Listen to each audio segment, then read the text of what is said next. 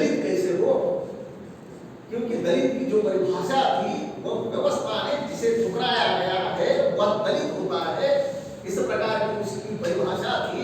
और डॉक्टर बाबा साहब अम्बेडकर ने अस्पृश्य शब्द का प्रयोग किया था, दलित इस शब्द का प्रयोग कहीं भी नहीं किया।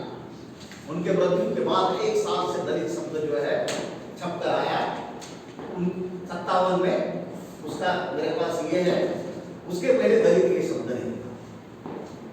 फिर दलित क्यों कहा जाता है? अभी व्यवस्था तो संविधान की व्यवस्था है इस देश में, फिर संविधान की व्यवस्था में दलित कौन है? संविधान ने तो किसको ठुकराया नहीं, संविधान ठुकराने की बात नहीं करता, तो दलित कौन है? फिर दलित शब्द जो है प्राचीन साहित्य में शूद्र, अतिशूद्र, चांडाल, कांतेय, अस्पृश्य जो कुछ भी हो ये था। लेकिन दलित का मतलब है अनुसूचित जाति से नहीं, जमाती से नहीं, वर्ण से नहीं, धर्म से नहीं, बल्कि मनुष्य से। दलित आदिवासी अनुसूचित जाति से नहीं, जमाती से नहीं, धर्म से नहीं, वर्ण से नहीं, मनुष्य से दलित होता है।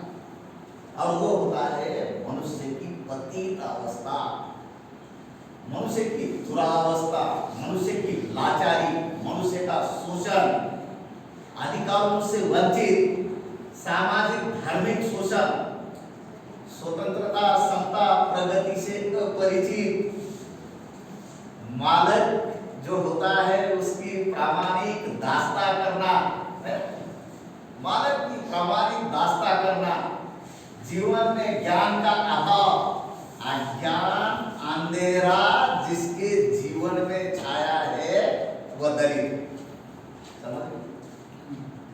वह दलित है, चाहे वो ब्राह्मण हो, चाहे वो मार हो, माँ हो, चमार हो, ढोल हो, साली हो, कोली हो, माली हो, जो कोई भी। दलित कौन है? जिसके जीवन में अंधेरा छाया है, जो पतित है, जिसका शोषण होता है ना? समता, स्वतंत्र, बंधुता ये कुछ भी उसे पता नहीं है, वह दलित है। हम दलित की परिभाषा बदलते, वो काटे दलित है ना, ये दलित नहीं है, दलित वो होता है।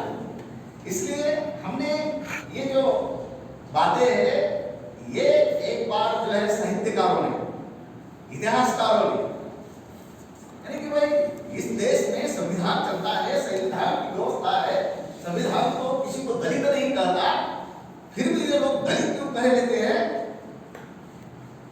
इसलिए जो दलित है वो ट्रेस करना चाहिए। हमारे सरकटे सर भी हो सकते हैं, है ना? ज्ञान के कारण, अज्ञान के कारण